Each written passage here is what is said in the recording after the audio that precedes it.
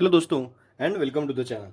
दोस्तों आज हम dual nature of radiation and matter इस चैप्टर को रिवाइज नहीं नए से पढ़ने वाले हैं। और dual nature of radiation of matter ये एसी करंट्स के बाद का हमारा आज का लेक्चर है। तो ये चैप्टर बोर्ड एग्जाम 2021 के लिए इतना इंपॉर्टेंट क्यों हो जाता है, क्योंकि इसमें सिर्फ 3 से 4 क्वेश्चंस है और वही क्वेश्चंस एग्जाम में 101% आएंगे। 101% वही क्वेश्चंस एग्जाम में आएंगे, ये मुझसे आप लिख लीजिए। तो ये फिक्स क्वेश्चंस का है। तो सबसे पहले मैं फोटो इलेक्ट्रिक इफेक्ट में बिल्कुल टाइम पास नहीं करूंगा, मैं बस मेरा चैप्टर पढ़ाऊंगा मैं। ओके, तो हम क्या करेंगे, फोटो इलेक्ट्रिक इफेक्ट और फोटो इलेक्ट्रिक इफेक्ट का एक्सपेरिमेंटल सेटअप आज पढ़ने वाले हैं। तो आप बस बने रहिए और पढ़ते रहिए। देखिए, सबसे पहले मैं जरा एक्सप्लेन करके बताऊंगा। समझ लीजिए हमारे पास कोई मेटल स्लैब है, ये हमारा मेटल स्लैब हो गया। इस मेटल स्लैब में क्या हो गया, इस मेटल स्लैब में समझ लीजिए हमारे पास इलेक्ट्रॉन्स है। Suppose these are our electrons, ये हमारे पास यहाँ पे इलेक्ट्रॉन्स है।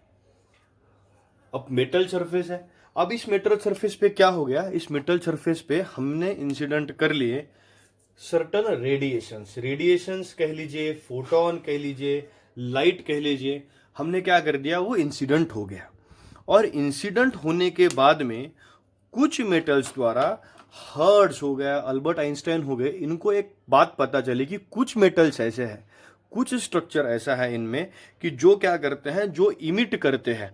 क्या इमिट करते हैं, वो इन इलेक्ट्रॉन्स को, इन फोटॉन्स, समझ लीजिए फोटॉन्स, एच म्यू, यानी यहां पे देखिए म्यू यानी फ्रीक्वेंसी। ओके, फ्रीक्वेंसी, म्यू क्या होगी, अपनी फ्रीक्वेंसी होगी। Mu is frequency, H is Planck's constant. तो इतनी एनर्जी से इलेक्ट्रॉन नीचे गिरेगा और फोटोन नीचे गिरेगा और इस इलेक्ट्रॉन को वो क्या करेगा, इमिट करेगा। इलेक्ट्रॉन को क्या करेगा, इमिट करेगा। यानी इस प्रोसेस को कहा गया फोटो इलेक्ट्रिक इफेक्ट, यानी the phenomenon of emission of electron from the metal surface when radiation of appropriate frequency. Appropriate frequency क्यों, क्योंकि ऐसी सर्टन फ्रीक्वेंसी ही मिली कि जिस फ्रीक्वेंसी पे हमें क्या मिलेगा, इलेक्ट्रॉन का इमिशन होगा। यानी क्या हो सकता है, देखिए कि कोई अगर समझ लीजिए ये मेटल है, इधर हम रफ वर्क करें, ये मेटल है और ये इलेक्ट्रॉन है।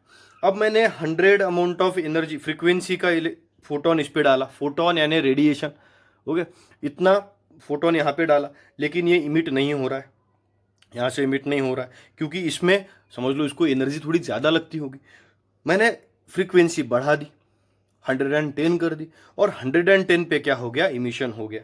इसलिए कि हमें उस मेटल सरफेस को क्या लगी, फिर एक एप्रोप्रिएट फ्रीक्वेंसी ही लगी, एक एप्रोप्रिएट फ्रीक्वेंसी लगी, जिस एप्रोप्रिएट फ्रीक्वेंसी पे इमिशन हो सकता था, इमिशन पॉसिबल हो सकता था। तो हमने डेफिनेशन में भी लिख लिया। हमने डेफिनेशन में क्या लिख लिया, the phenomenon of emission of electron from a metal surface when radiation of appropriate frequency is incident on it, it is called as photoelectric effect.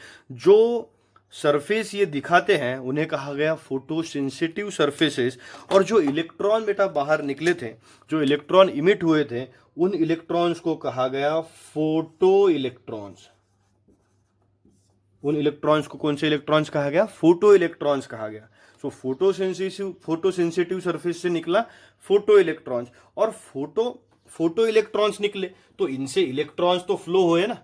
तो इलेक्ट्रॉन्स अगर फ्लो हुए, तो अगर वो फ्लो हुए तो वहां पे करंट भी तैयार हुआ, because current is flow of electrons. और वो अगर फ्लो हो रहे हैं तो उनको कहा गया फोटो इलेक्ट्रिक करंट। कौन सा करंट कहा गया, फोटो इलेक्ट्रिक करंट। देखिए, photo means light.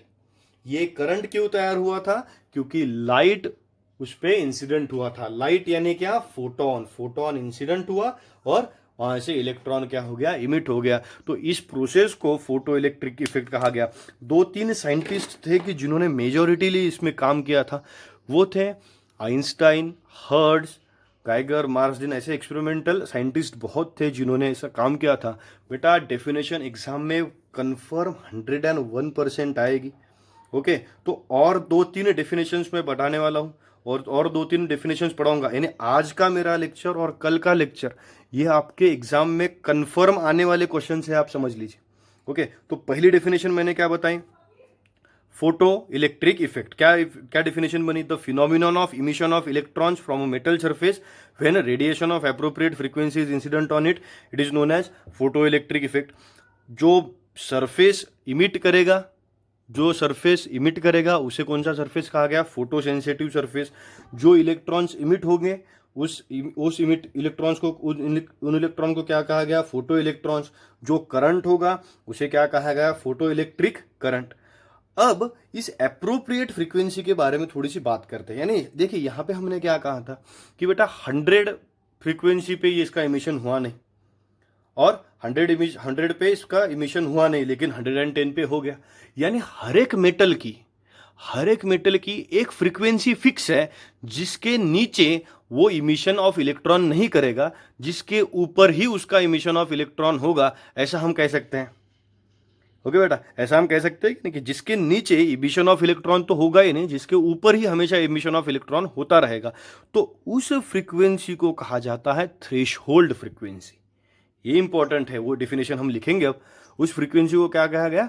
Threshold frequency कहा गया, कि जो फ्रीक्वेंसी उस पर्टिकुलर इलेक्ट्रॉन की बेसिक फ्रीक्वेंसी है जहां से वो आगे क्या करेगा? इमिशन कर सकता है। तो उसकी तरफ जाते हैं, डेफिनेशन लिखेंगे। ये पहली डेफिनेशन तो आपने लिख ही ली होगी। ओके, ये डायग्राम हमें एग्जाम में नहीं निकालनी है, हमें एग्जाम की डायग्राम कल निकालनी है।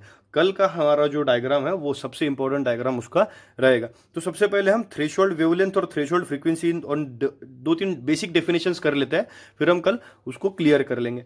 तो चलते हैं अगली डेफिनेशन की तरफ। ये डेफिनेशन आपने लिख ही ली होगी। देखिए डेफिनेशन मैं बना रहा हूं।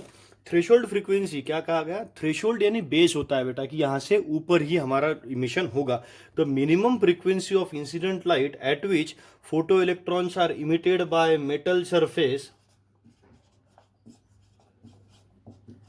Is threshold frequency.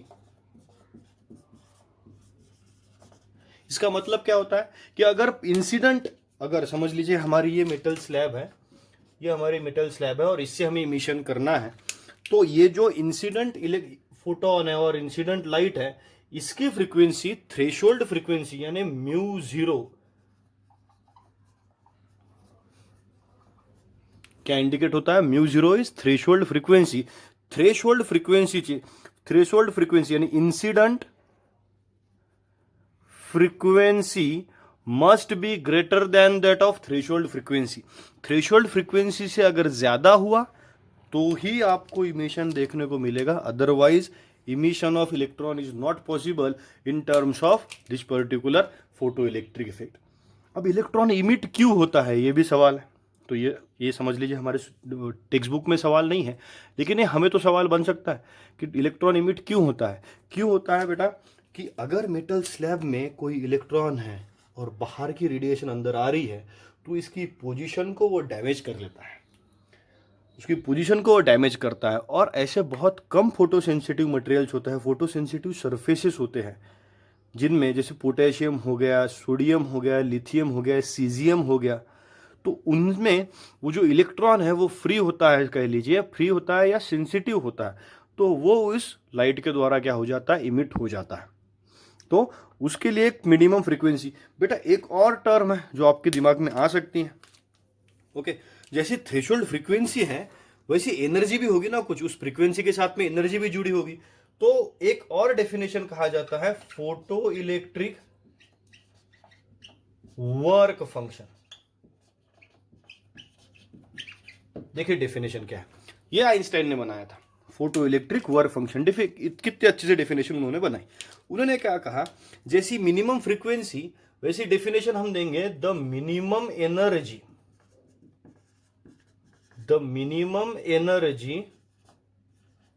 Required to emit electron from metal surface is photoelectric work function. It is called as photoelectric work function और इसे लिखा जाता है W0 and indicated by h mu 0। अब h mu 0 क्या बन गई? h mu 0 ही तो थ्रेशोल्ड फ्रीक्वेंसी थी, h mu 0 ही थ्रेशोल्ड फ्रीक्वेंसी, यानी थ्रेशोल्ड फ्रीक्वेंसी के साथ जो एनर्जी है वो वर्क फंक्शन है। थ्रेशोल्ड एनर्जी के साथ में जो एनर्जी है वही क्या कहा जाता है, वर्क फंक्शन है। तो फ्रीक्वेंसी होगी, वर्क फंक्शन हो गया। कोई ऐसा भी दिमाग लगा सकता है, sir v is equals to n lambda है, तो n तो फ्रीक्वेंसी होती है, तो इस चैप्टर में हम फ्रीक्वेंसी को n नहीं लिख रहे हैं, तो सर ऐसा बनेगा क्या कि v is equals to mu multiplied by lambda, then mu is equals to v upon lambda. तो ये तो प्रोपोर्शन कैसा हो गया, इनवर्स हो गया। तो ये वेवलेंथ है, तो ऐसी कोई थ्रेशोल्ड वेवलेंथ होती है क्या, थ्रेशोल्ड वेवलेंथ भी होती है क्या? तो जी बेटा, थ्रेशोल्ड वेवलेंथ तो बिल्कुल होती है।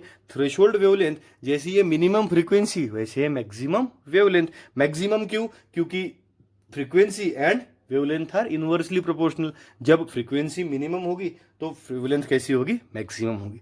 लेकिन हम पूरा chapter in terms of frequency पढ़ने वाले हैं, इसलिए हमने क्या कह लिया, वेवलेंथ को हमने डिफाइन ही नहीं किया, उसका हमें ध्यान भी नहीं जाना चाहिए। तो ये मैंने आज बस इंट्रोड्यूस करा है लेक्चर। कौन सा चैप्टर था, dual nature of radiation and matter. बिल्कुल 2-3 दिन में खत्म करवा दूंगा। ओके, कल का एक्सपेरिमेंट थोड़ा बड़ा है, इसलिए इंट्रोडक्टरी लेक्चर आज मैंने डाल दिया है। तो कल का एक्सपेरिमेंट ही एग्जाम में आएगा, नहीं तो ये 2 डेफिनेशंस एग्जाम में आ सकती है। तो इसे पढ़ते रहिए दोस्तों। चैनल को लाइक कीजिए, शेयर कीजिए, सब्सक्राइब कीजिए। बेटा सबको बताइए कि dual nature of radiation matter हम पढ़ने वाले हैं, और 2-3 मार्क्स, 4 मार्क्स का फिक्स क्वेश्चन इस पर आएगा, और हमें वो 4 मार्क्स कंपल्सरीली मिलने वाले हैं। तो टेंशन फ्री होके पढ़ते रहिए। कल मैं इसके आगे का एक्सपेरिमेंट बताऊंगा, वो ज़्यादा इंपॉर्टेंट है। ओके बेटा, थैंक यू।